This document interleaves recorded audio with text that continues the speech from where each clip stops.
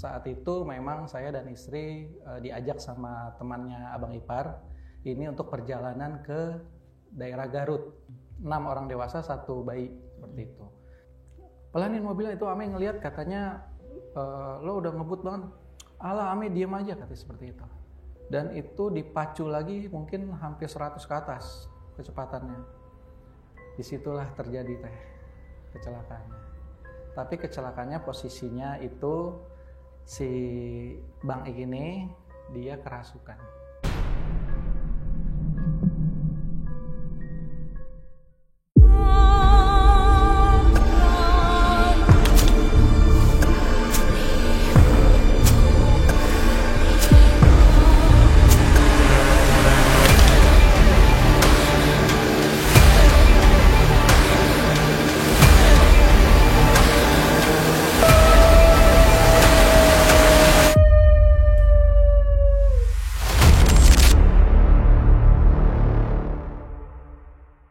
Assalamualaikum warahmatullahi wabarakatuh, sahabat mistis. Kumaha daramang?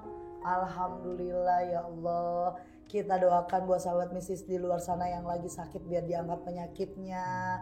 Yang lagi sehat ya jangan kemana-mana dulu. Lagi musim hujan.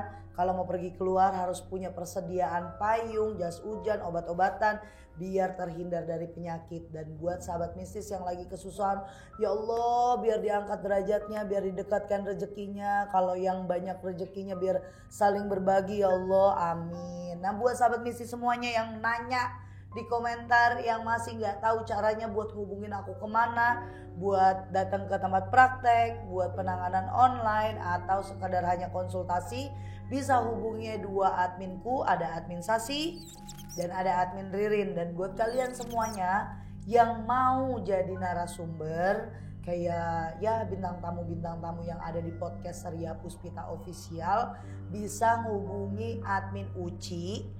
Ataupun cerita kalian aku yang bawain, jadi kayak inisial kalian gak mau diketahui banyak orang, cukup aku yang cerita, boleh silakan hubungin Uci. Dan buat sahabat mistis semuanya, terima kasih selalu setia tonton video yang ada di channel Ria Puspita Official. Doain sebentar lagi biar nyampe 100.000 subscriber. Buat komen-komennya aku terima kasih banget. Sekarang komennya lebih banyak yang positif karena apapun yang dirasakan dan pengalaman dari narasumber baiknya kita hargai, karena kalian bukan yang ada di sini atau yang ada di sini bukan kalian. Jadi kalau belum pernah ngalamin hal-hal mistis, terus belum pernah ngalamin yang namanya kejadian-kejadian aneh, mohon maaf, kejadian-kejadian aneh, bersyukurlah kalian. Berarti Allah selalu melindungi kita semuanya. Nah siapa kali ini bintang tamu? Terus mau cerita apa sih dari narasumbernya? Monggo kita kenalan. Assalamualaikum. Assalamualaikum Teh. Boleh kenalin dulu ke sahabat mistis, namanya siapa? Assalamualaikum, perkenalkan nama saya Ame. Tinggal saya di Jakarta Barat. Oke, Jakarta Barat. Berarti masih Jabodetabek. Deket. Untuk jadi narasumber pasti kan tahu yang ditanya admin pernah pengalaman mistis enggak, terus apa aja pengalamannya. Nah kita sharing nih hari ini. Manggilnya apa nih Bang siapa? Ame aja. Ame aja. Ya. Bang Ame, ada pengalaman mistis apa di hidup Bang Ame? Pengalamannya ini terjadinya sudah lama, sekitar 2017 Teh. Oke, berarti sekian tahun yang lalu. Kecelakaan tunggal. Oh, di kecelakaan. Tol Cipularang.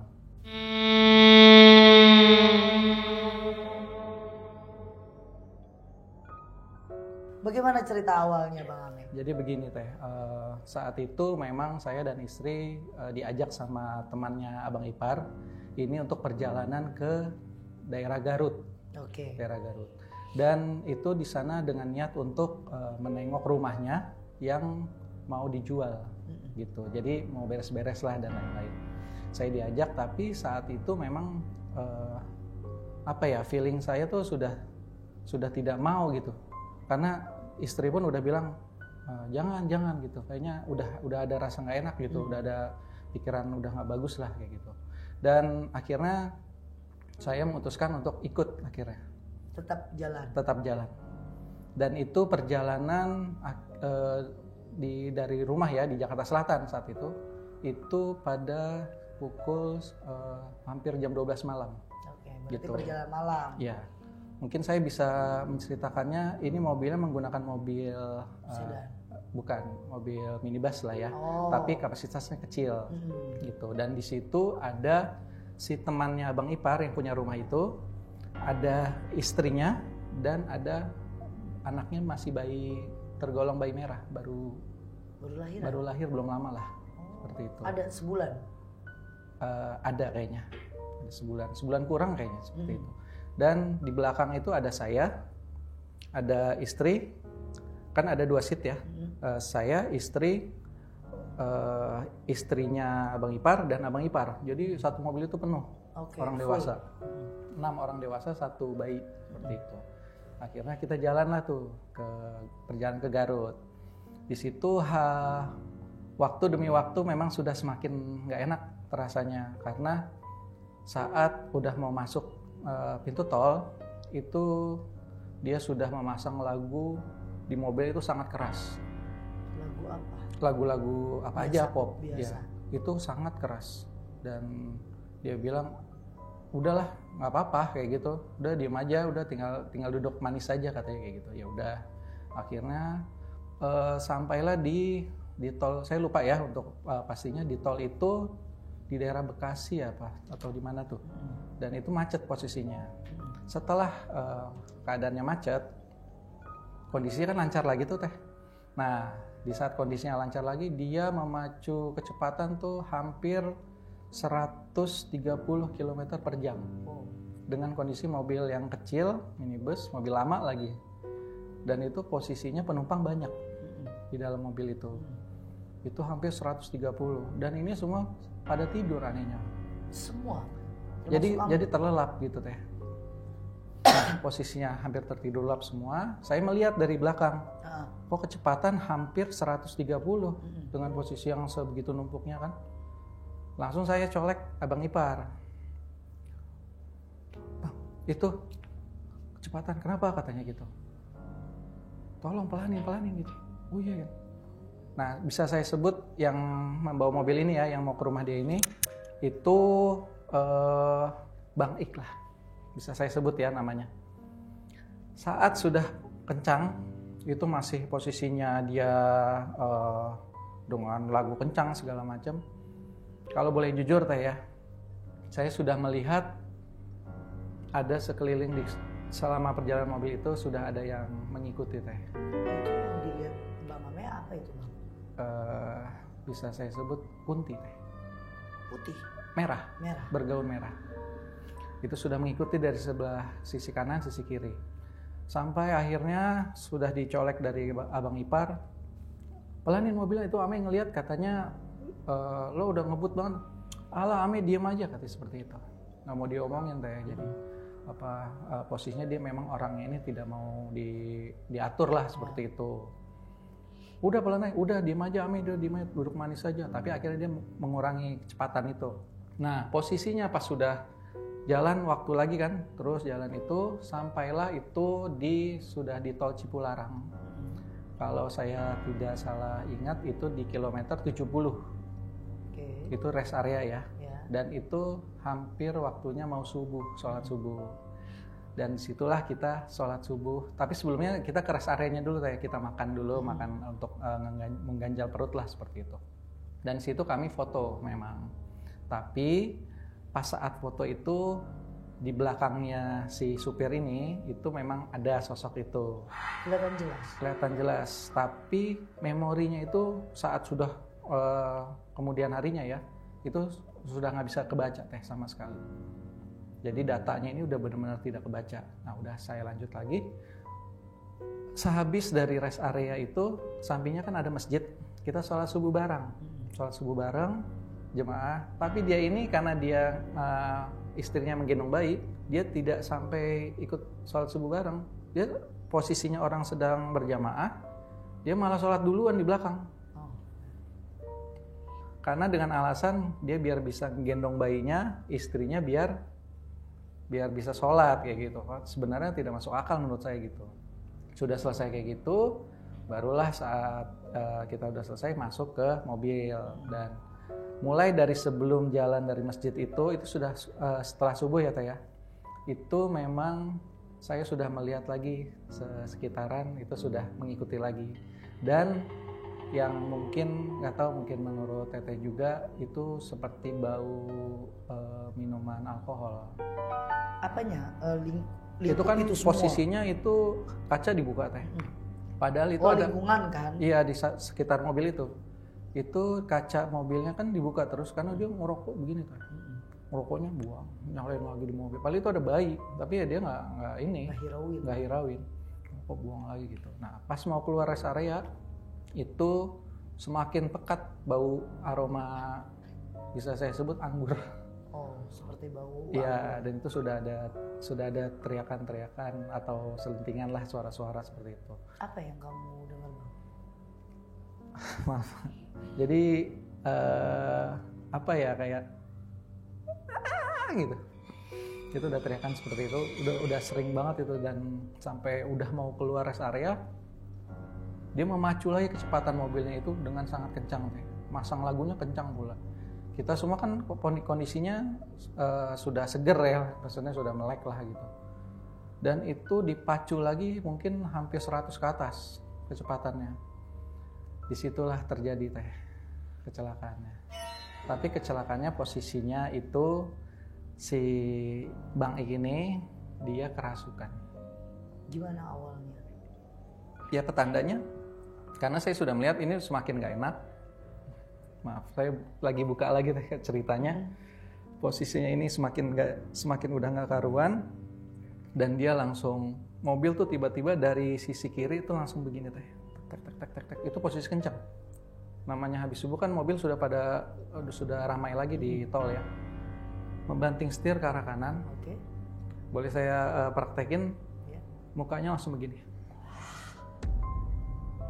Itu langsung kerasukan, dan mobil itu menghantam separator tengah tol sekali, dan itu langsung kita semua, ya Allah, astagfirullah, hajar, ini udah kerasukan ya, udah begini posisinya. Menghantam separator lagi kedua, dan terjadi menghantam separator ketiga, dan mobil itu bukan terbalik, mental, bisa dikatakan terbang ya, terbang begini. Pindah ke haluan yang sebelah. Enggak, atau tetap di situ? Tetap di situ, jadi terbang, jatuh lagi ngebanting. Dan itu posisinya, ya Allah, kami semua berpikirnya ya sudah tidak ada mungkin sudah tidak ada umur saat itu, karena ya udahlah, pasrah, mungkin ya takdir Allah di sini, ya kami berpikirnya negatifnya seperti itu gitu. Sampai jatuh, dan sebelum jatuh mobil itu saya melihat, kalau boleh saya jujur ya Teh ya, saya melihat ada satu tangan cakaran besar itu menjatuhkan kembali mobil itu ke bawah. Yang kamu lihat itu? Itu yang saya lihat. Dan pas jatuh lagi, itu nggak tahu kenapa, ya kami masih kalut lah istilahnya. Ini mobil jatuh masih begini di tengah tol, masih dalam keadaan posisi masih dalam keadaan posisi ya melintir seperti ini gitu. Dan pas sudah kondisinya seperti itu, mungkin entah kekuatan atau apapun yang tidak mungkin terduga, istri saya dari belakang, posisi yang menyetir ini kan gemuk Teh. Si Bang Ik ini? Si Bang Ik ini gemuk gitu, begini kan. Itu tangan istri saya langsung masuk ke tengah perutnya, langsung matiin kontak, setirnya dia pegang, dia terus langsung pegang lagi, dia langsung tarik rem tangan, itu pelan-pelan, itu kondisinya masih kencang sekali gitu, dia tarik lagi pelan-pelan kayak gitu, pelan, itu mobil yang tadinya kencang masih kondisinya di jalan tol itu berhenti dengan seberhenti-berhentinya, dan itu tidak terjadi kecelakaan sama sekali. Gak ada yang terluka juga? Tidak ada. Bayi pun kondisinya masih di tempat, dan kita semua udah nangis nih. Ya, paling shock ya. Ya, istri saya dan istrinya Abang Ipar seperti itu masih. Kondisi mobil itu berhenti di tengah tol kilometer ya sekitar 72-73 itu. Oh berarti dari 70 sampai ke 72-73 itu ngebut Ya setelah keluar rest area ya. Oke. Itu akhirnya setelah udah jatuh sampai istri saya, itu hal yang kalau menurut saya tidak mungkin dia lakukan gitu dalam keadaan seperti itu. Sepanik itu. Dan akhirnya mobil berhenti di tengah tol. Yang kita takutkan kan akan ditabrak mobil-mobil lain. Entah gimana juga istri saya langsung ngomong turun semua untuk apa, menyalakan flashlight di handphone. Langsung kita ke belakang mobil, langsung kita nyalakan flashlight, maksudnya biar mobil ini jangan pada nabrak ke mobil kita gitu, minggir gitu. Nah, dan di situ istri saya bilang, ya tolong itu, karena kondisinya masih begini teh, Bang Ik itu masih begini, nggak ngeracau apapun, enggak, diem aja gini. Dan posisinya seperti itu, akhirnya ya udah, mungkin ya saya juga berdoa dan saya akan deketin apa yang saya bisa. Saya menyadarkan, dan saat dia sadar dia langsung gini, bangun gini, kita habis kecelakaan. Dia bangun gini, ayo ngapain sih pada semua, ayo kita lanjut lagi ke Garut. Ngapain sih, ini lagi di mana sih, malah di tengah tol lagi, ayo naik, kata gitu. Terus nggak sadar sampai saya bilang, kita ini habis kecelakaan dan ini posisi masih di tengah, udah pinggirin mobil dulu, pinggir. Gimana, akhirnya dia naik lagi, dia minggirin mobil, dengan secepat itu mobil ada yang kenceng nih teh. Akhirnya udah minggirin, kondisinya itu ban itu sudah bocor. Depan, sebelah kanan itu pas di hantaman itu, sudah begini melintir. Dia minggirin mobilnya gini, gitu. Dan sudah berhenti di situ, kita semua turun, semua pada nangis. Bayi sudah dipegang erat juga sama istrinya gitu, menjauh. Dianya gini, dan dia marah-marah. Ayo kita ngapain, nungguin apa? Ini ban juga bocor, kita habis kecelakaan. Lu gimana pikirannya gitu kan? Dan saat itu kita berpikir untuk menelpon jasa marga. Karena kan untuk minta bantuan dan lain-lain.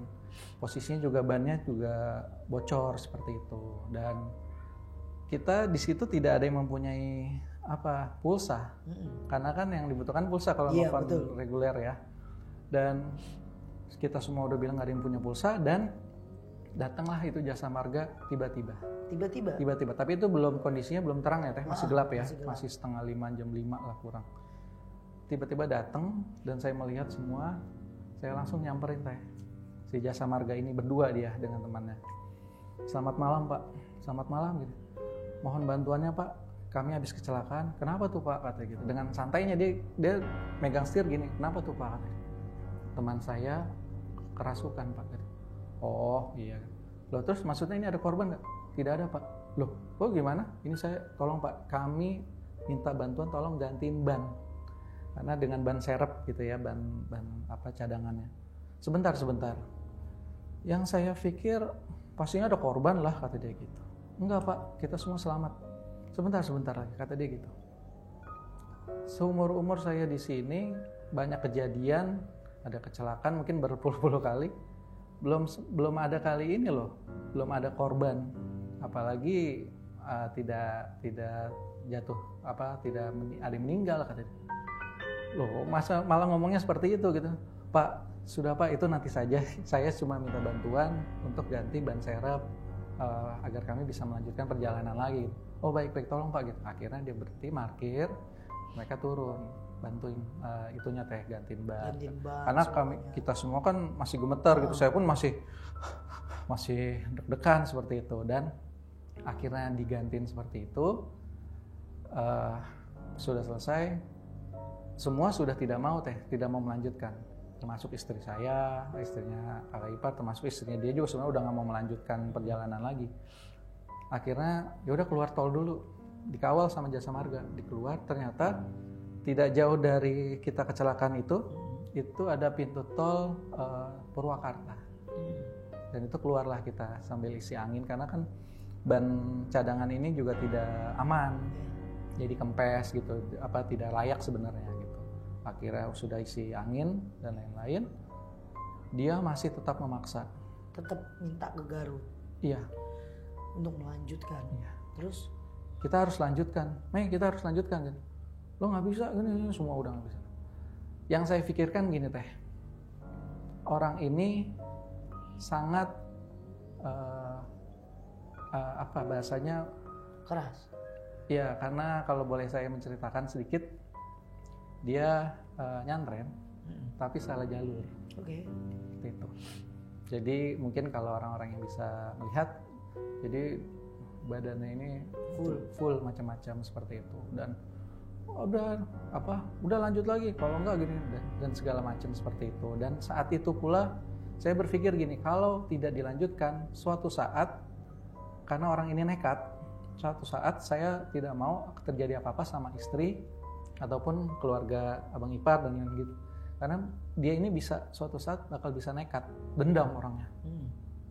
Ya mungkin sama orang tuanya bisa nekat dulunya. Saya ada cerita lah panjang lebar seperti itu. Dan saat itu saya memutuskan untuk ayo kita lanjutkan perjalanan, tapi saya yang bawa mobilnya. Terus dianya mau? Ya udah kalau gitu, tapi gue depan. Ya udah kayak di depan. Jadi dia nemenin kamu lah. Betul. Mau ditemenin dia. Akhirnya saya membawa mobil itu, sampingnya dia Bang Egi ini, belakang masih istrinya dengan bayi, kakak ipar dengan istri saya di bagasi. Kok? Bagasi mobil itu kecil sekali, sampai tiduran di situ nyempil. Kenapa? Ya karena nggak ada tempat gitu, karena kan udah ada bayi, takutnya nyesek atau apapun. Di bagasi kasih bantal, tiduran sampai udah begini, ya mau nggak mau gitu. Akhirnya kami melanjutkan perjalanan itu ke Garut. Dari lokasi kejadian itu masih sekitar 4 sampai 5 jam untuk sampai Garut. Akhirnya kita lanjutin lagi perjalanan, masuk tol lagi. Saya meminta jangan pasang lagu-lagu keras lagi, pasang lagu religi yang Islamik segala macam gitu. Akhirnya dipasang tuh. Kita lanjutkan, itu saya tidak tidur, saya semua. Kita belum tidur sama sekali. Akhirnya kita sudah mau mendekati Garut, katanya di tanjakan apa tuh sebutannya ya, mungkin di daerah Garut. Itu katanya saya sudah hampir begini lagi. Tapi akhirnya bisa ya gitu pada teriak, awas gitu. Tapi alhamdulillah. Kamu gak sadar itu? Nggak sadar. Saya berpikir saya masih nyetir, masih sadar. Masih biasa aja. Masih biasa, itu sudah terang kan posisinya gitu. Tapi kata mereka katanya mau itu tanjakan itu jurang teh. Gitu ya? Ya itu apa saya lupa itu. Tanjakan Emen. Betul itu. Dan itu kan kalau jatuh itu langsung jurang itu katanya. Dan itu udah saya nggak sadar, tapi akhirnya gitu saya sadar dan kita berhenti di pasar karena niatnya memang untuk masak, untuk makan dulu di sana seperti itu. Ya udah kita berhenti sebentar, lanjut baru ke rumah dia. Saat berhenti di rumah dia, kami semua turun, yang cewek akhirnya ya kita udah nggak enak semua posisinya. Pada masak lah udah untuk makan.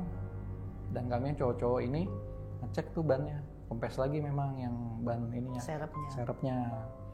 Dan saya semua yang cowok-cowoknya ngecek itu di bumper mulai dari depan sampai belakang tidak ada hancur sama sekali. Kanan kiri? Sehelai pun yang sebelah kanan tuh menghantam separator, sehelai rambut pun tidak sama sekali ada lecet, penyok itu enggak. Cuma ban aja pecah. Dan pas sampai di sana itu kempes lagi memang kan memang kan tidak layak, sudah tidak layak seperti itu. Akhirnya diganti, minta tolong bantuan di sana. Rumahnya itu tidak jauh dari pom bensin juga memang, jadi minta bantuan juga, udah akhirnya diganti.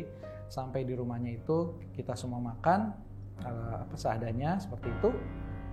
Dan saya memang sudah melihat itu memang masih ada teh yang dari mungkin ya kalau walaupun itu kondisinya pagi atau siang ya, itu masih ada di badan dia, masih ngikutin dia juga. Itu beberapa itu yang warna-warna merah itu bergaun merah. Saya ini sudah pada di belakang ya, saya dipanggil, Mei sini. Kata dia Bang Ik. Kata Bang Ik itu di dalam kamar. Oke. Sini, tolong, maaf saya merinding. Tolong ambilin itu di atas lemari. Apa sih? Udah ambil sendiri ya. Sini Mei, ambil itu kata dia gitu. Ya saya bukannya takut untuk melawan dia, saya berani-berani. Cuman masalahnya kan bukan dia sebenarnya. Takutnya saya nanti di kamar gimana. Itu apa? Yang dia suruh ambil itu tuh apa? Ya hanya sekedar kayak mungkin barang parfum atau apa. Dia bilang ambilin itu di atas lemari. Saya mikir kenapa nggak bisa ambil sendiri kan gitu. Saya bilang langsung ke kakak ipar, Mas tolong dong apa Bang Ik apa? Itu toh ambilin itu. Nggak jadi. Akhirnya nggak jadi. Kalau bukan saya yang masuk ke kamar itu. Saya berpikirnya gini, Kalau saya masuk mungkin saya bisa dihabisi, dalam tanda kutip mungkin diapain atau gimana. Ya kamu ada was-was juga lah. Gitu seperti itu. Terus Dan terus. saat itu akhirnya istrinya yang masuk. Dia manggil istrinya masuk, ditutup pintunya. Entah nggak tahu apa yang dibicarakan atau gimana. Ya udah, dari situ selesai. Kita sudah makan, sudah semua. Seingat saya itu kami tidak tidur sama sekali, tidak istirahat, cuma 15 menit. Saya juga merem cuma sebentar. Akhirnya kami melanjutkan untuk pulang lagi ke Jakarta. Jadi tektok. Terus pas pulang? Akhirnya pas pulang. Kemauan kamu atau kemauan Bang Ik? Ya karena saya pun juga mengambil putusan, ya udah jangan lama-lama, nggak apa-apa. Walaupun kondisinya udah nggak sehat, sudah kurang tidur dan lain-lain, karena saya berpikirnya kita harus pulang gitu. Kita harus pulang ke Jakarta gitu. Karena itu niatnya memang tadinya kan cuman nggak nginep tapi hanya ngecek rumah, terus kita sore bisa pulang. Tapi ini boro-boro mau berpikiran sore pulang gitu, nggak sama sekali gitu. Dan saat itu juga kita pulang ke Jakarta. Dan di perjalanan itu saya yang bawa mobil. Saya yang bawa mobil lagi, pasang lagi lagu-lagu yang sendu, yang religi seperti itu. Dan saat itu mau masuk lagi tol ya, mungkin tol Cipularang itu lagi. Itu bergerombol lagi jalan. Kanan kiri mobil yang saya lihat. Kalau boleh saya menjelaskan, itu Kunti, gaunnya merah panjang, mukanya berantakan, dan itu kanan kiri. Tapi yang depan akhirnya nyatu gitu, jadi gimana? Jadi, nah itu saya pikirnya apakah ini mau mencelakai lagi atau gimana gitu kan. Dan saat itu pas saya berpikir gitu, si Bang Ik ini ngerokok terus. Dia tidak minum yang aneh-aneh, hanya kopi. Akhirnya sampailah di pintu tol, di rest area kembali. Tempat itu lagi. Dan itu rest area yang seberangnya sehabis kita kejadian. Iya. Jadi seberang-seberangan itu tidak jauh itu rest areanya. Kalau saya agak lupa itu kilometer berapa, mungkin sama juga itu. Balik lagi ke situ, tapi saya berpikir ini semua udah aman. Rokok katanya dia ada, masih minta istrinya, minta rokok gitu, dikasih sebungkus gitu, dong rokok kayak gitu. Langsung dia bilang ke saya, "Mei, masuk rest area." Oh itu kan udah ngerokok, itu masih banyak, masuk rest area.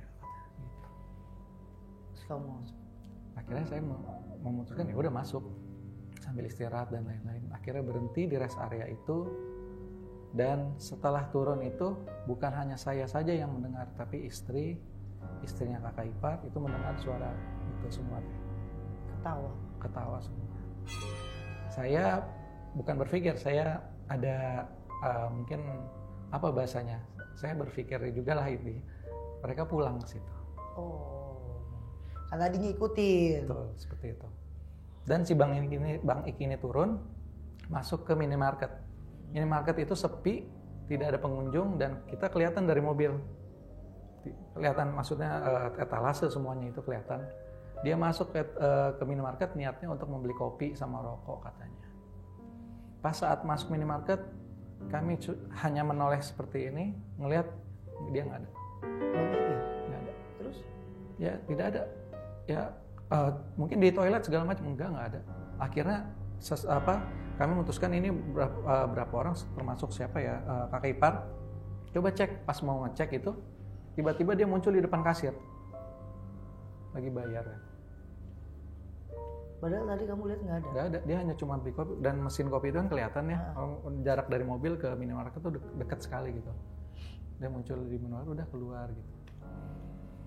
Dan saat itu dia keluar, dia membawa kopi, beli rokok lagi. Lalu dia bilang gini, "Mei, pegel ya," katanya. Pijitin lah tuh saya sininya, pijitin. Dari situ saya berpikirnya, loh, kok pijitannya beda ini, seperti itu. Jadi saat dipijit itu kayak gitu loh teh. Kayak ada apa ya? Saya bingung loh. Aneh lah itu, seperti itu. Ceritakan seperti itu. Lalu enggak pegel, udah. Saya pikirnya takutnya kenapa gitu kan. Pas udah saya gini, enggak segala macam, udah nggak mau. Udah, kita diam dulu di sini. Merokok dulu di situ.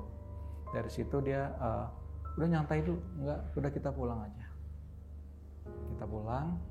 Akhirnya ya udah, saya memutuskan ayo kita pulang semua. Dan di situ saya melihat si kun ini, kunti ini, mereka bergerombol ini ya, blek, hilang gitu. hilang di situ. Sampai rumah pun aman.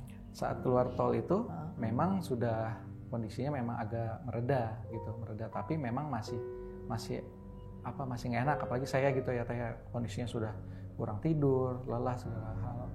Dan akhirnya jalanlah itu di perjalanan masuk tol, sampailah di rumah kembali di Jakarta Selatan itu di jam yang sama. Pas mau berangkat. Jam 12 malam. Jam 12 kurang malam. Seperti itu. Dan apa ya Teh, kalau saya boleh menceritakan, di saat saya menceritakan tentang kejadian ini, saya kayak membuka kembali yaitu rasa trauma yang sangat berat di hidup saya, karena berpikirnya ya itu tidak akan selamat seperti itu. Tapi setelah kejadian itu udah nggak ada teror atau apa? Bagi mereka tidak, tapi bagi saya iya. Kenapa kamu?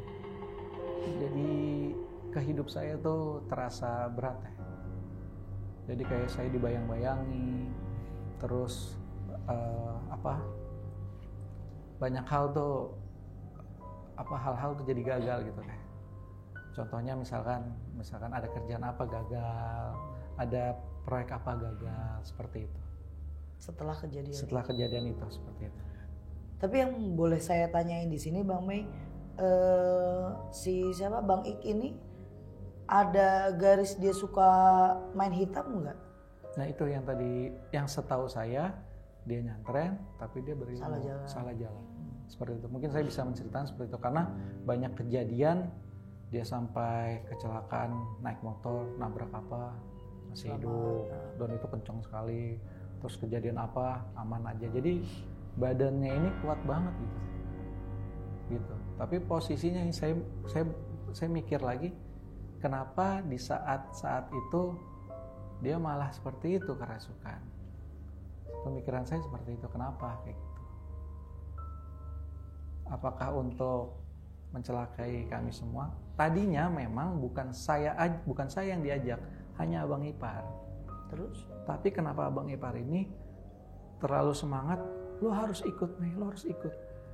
Saya berpikir kalau saya tidak ikut gimana? Yang nggak ada kali, bisa nggak selamat bahasanya. Iya, mungkin ya dibalik pertolongan yang di atas, pertolongan Allah. Terus istri juga hampir bisa seperti itu. Kalau memang terjadi seperti itu, kalau saya dan istri nggak ikut gimana? Mungkin dengan kondisi kayak gitu. Itu saya berpikirnya kayak gitu. Tapi mukanya istri Bang Ik gimana setelah itu, ada trauma atau santai aja? Kalau dibilang trauma, di kesehariannya sudah trauma tapi banyak hal. Oh, memang dia berbanding terbalik lah sama suaminya. Betul. Yang sudah bisa kasar, bisa nekat, ya istilahnya tadi saya bilang, sama istrinya aja mungkin biasa seperti itu, gimana sama orang tuanya? Bisa nekat, bisa apa, seperti itu. Ceritanya sama kayak beberapa tahun silam, ada cerita yang viral juga. Orang tua nih naik mobil, entah pokoknya mau keluar kota, berhenti di Cipularang, katanya anaknya mau kencing. Karena darurat, anaknya masih 5 tahun lah. Ya udah kencing aja di pinggir tol. Mamanya kan nungguin aja. Cuma saat nengok ke sini anaknya katanya udah selesai masuk mobil. Yeah. Terus jalan aja. Saat di kampung anaknya diem, gak banyak ngomong, ini segala macem. Terus tiba-tiba saat pulang ke tempat dia kencing tuh anak pengen kencing lagi. Cuma kan bedanya seberang-seberangan gitu kan. Betul, sama kayak kamu. Kan gak mungkin tempatnya situ lagi kan. Cuma baliknya gini, kanan hutan kiri hutan. Jadi bukan rest area gitu kan. Dia tetap kencing di situ yang dihafal sama bapaknya kilometer. Kencing, anaknya minta kencing. Terus tiba-tiba istrinya dapat telepon dari kantor polisi kalau anaknya udah 5 hari ada di kantor polisi. Ternyata yang masuk itu ya penghuni di situ yang diantarin lagi pulang. Nah, sama kayak cerita kamu kan? Ya, betul. Oke. Sekarang gimana kehidupan Bang Mei dengan Bang Ik? Masih komunikasinya masih baik-baik? Sudah lost contact. Oh, lost contact. Ya, karena pindah rumah gitu. Terakhir saya dengar dia sudah di sana. Sana mana? Di Garut. Oh, di rumah itu sendiri. Oh, istrinya? Ya. Oh, sudah bisa. Jadi dia tinggal sendiri lah di Garut itu. Dan rumah itu tidak jadi jual mungkin. Terakhir saya dengar seperti itu. Kamu dengan keluarga baik-baik aja? Alhamdulillah. Abang ipar sama istri baik-baik aja? Alhamdulillah. Alhamdulillah. Yang dipetik di sini dari Bang Ame sendiri, Iya. kalau Bang Ame pribadi ngambil semua pesan yang Tuhan kirimkan ke kamu lewat satu kecelakaan itu, apa yang kamu dapetin hikmahnya? Hikmahnya mungkin saya bisa narik benang merahnya juga seperti ini teh. Ada seorang teman bilang sama saya, apa mungkin tidak mau terjadi pertumpahan darah di daerah kamu, katanya gitu. Jadi Purwakarta, Bapak almarhum.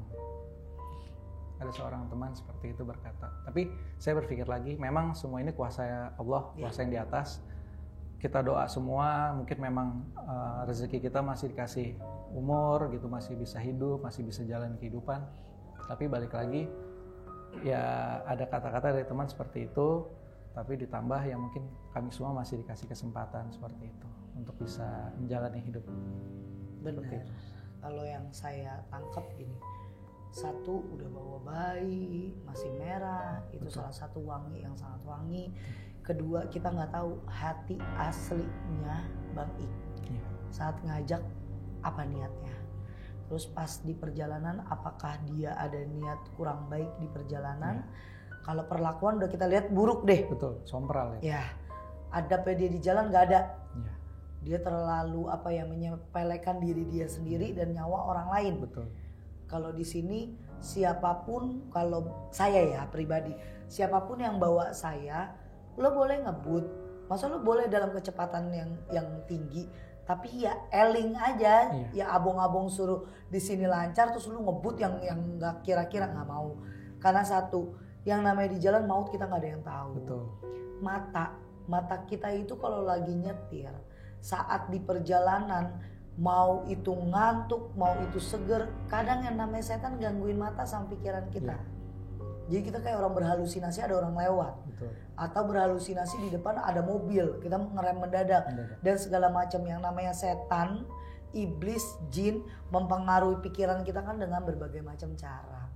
Apalagi di suatu tempat yang dimana lokasinya sering terjadi kecelakaan, sering terjadinya kematian di situ. Apalagi Cipularang udah terkenal. Terkenalnya satu gerbang goib, satu istana goib yang tidak bisa disingkirkan ya lewat apapun. Karena itu udah menjadi rumahnya dia. Kita yang numpang lewat katanya. Kita yang numpang lewat rumahnya, jalurnya. Memang itu bukan hal yang tabu. Wallahu alam maksud dan tujuannya dia apa, mau ngambil tumbal kayak apa segala macam. Kita balikan lagi ke 360 derajat.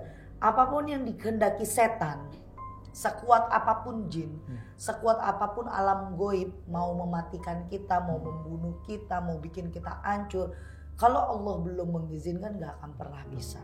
Meskipun semua yang kita lakuin kejadiannya itu gak bisa kita gambarin yang sedetil mungkin. Kayak seakan-akan gak bisa nih, logika gue juga nyambung. Yang namanya kecelakaan udah banyak korban di Cipularang. Nah mungkin kesininya karena trauma itu mendalam. Yang namanya jin, walaupun dia tidak mematikan nyawa kita, tapi dia mematikan pikiran kita. Apa yang dimatiin?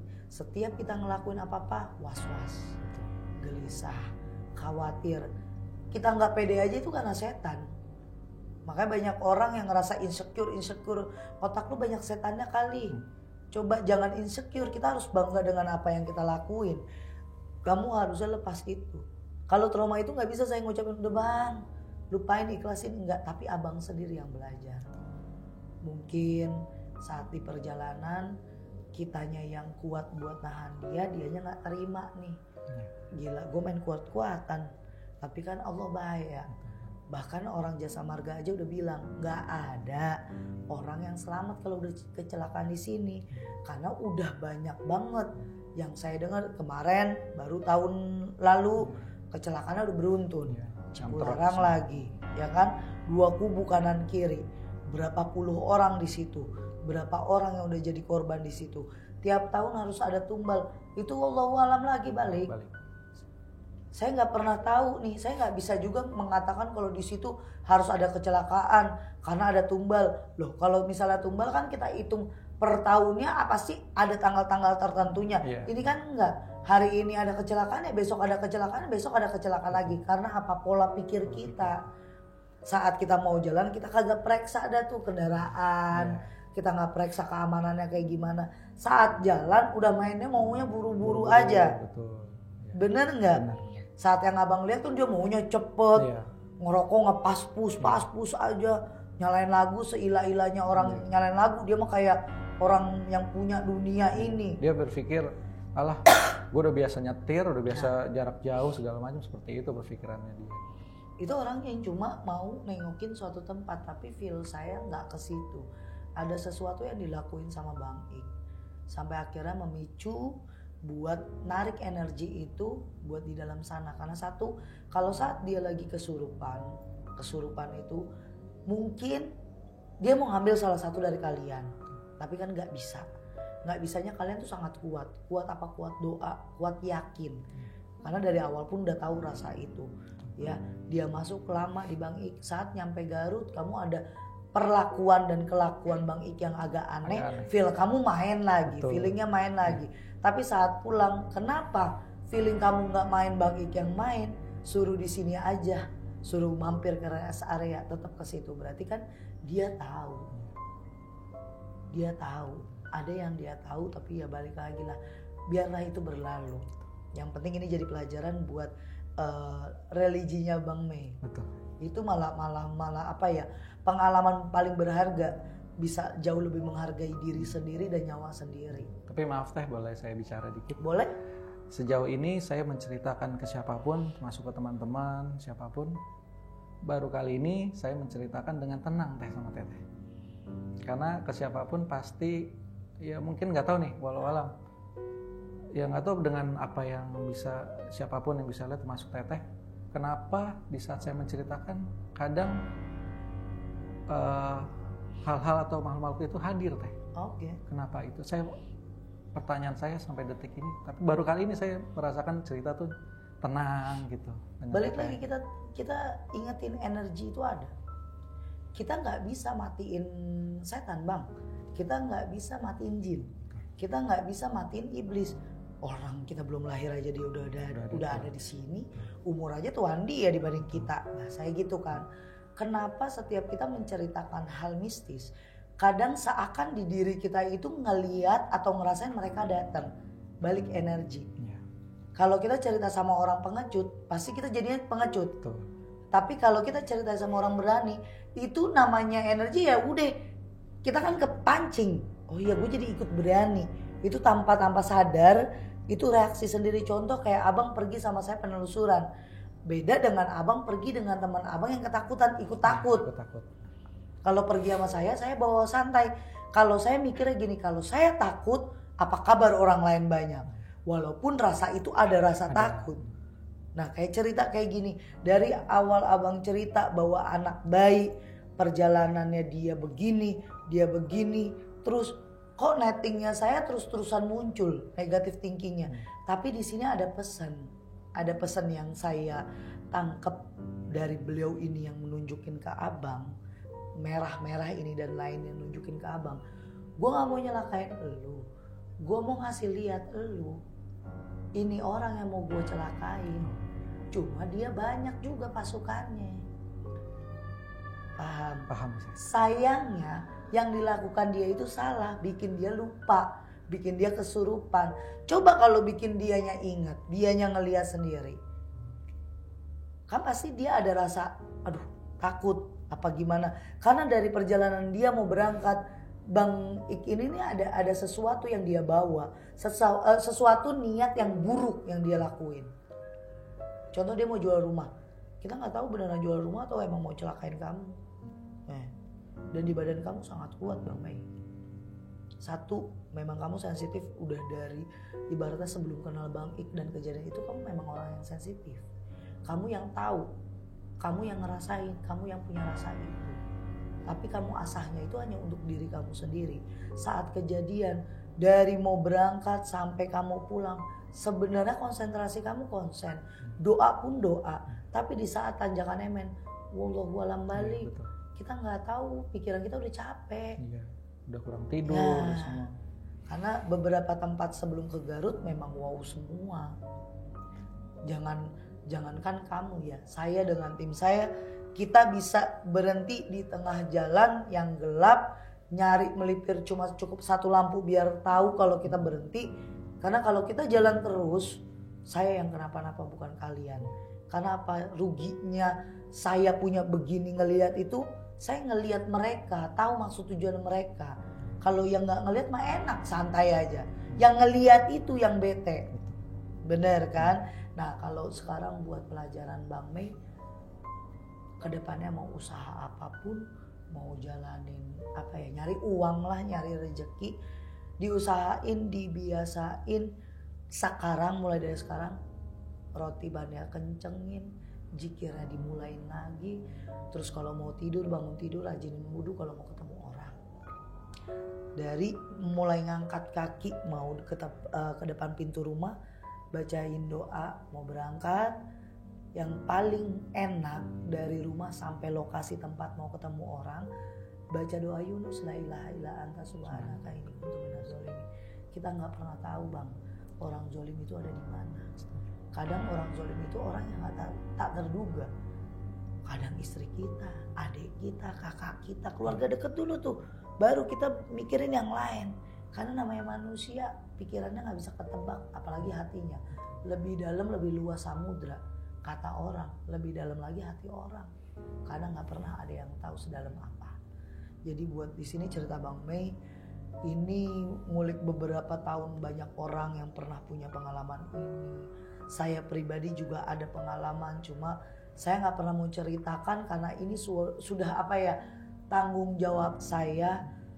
Sebuah perjalanan mengunjungi pasien itu hal yang paling berat yang saya dengan tim lakuin. Ada aja rintangannya di jalan, tapi saya nggak boleh ngomong itu. Karena apa? Satu jalan dengan jalan yang lain kan beda-beda. Pasien ini memang berat banget, ternyata ujiannya memang di jalanan. Saat nyampe nggak terlalu berat. Ada di jalanan lancar-lancar aja, sampai nyampe beratnya menauzubillah. Nah ini cobaan aja buat kita semua. Oke Bang Mei, terima kasih sudah mampir ke sini. Terima kasih banyak Teh atas Saya minta maaf wejangannya. suara saya agak cantik jelita begini nih, kayak serak-serak becek. Terima kasih banyak Teh. Lagi kurang enak badan Bang Mei, sayanya meriang.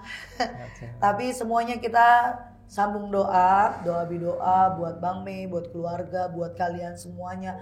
Ada yang saya pernah tuh pengalaman kayak Bang Mei naik mobil, tiba-tiba ada orang yang nyebrang, terus lagi naik mobil mati sendiri. Dan pengalaman di jalan itu saya yakin banyak banget yang ngalamin. Dimanapun kalian berada, positive thinking. Jangan saat di jalan mikirnya yang aneh-aneh. Terus di saat di tol manapun, saya cuma kasih clue. Jangan pernah cerita tentang kecelakaan atau tentang misteri, mistis. Kayak contoh, kita lagi di tol. Iya nih, temen gue kemarin ngelihat batu di situ. Katanya batu itu batu keramat. Halah paling setan. Jangan. Karena apa? Adab. Nggak usah jelek-jelekin mereka. Mereka udah nggak kelihatan, ya kan? Kamu nggak bisa ngelihat mereka, tapi mereka tahu.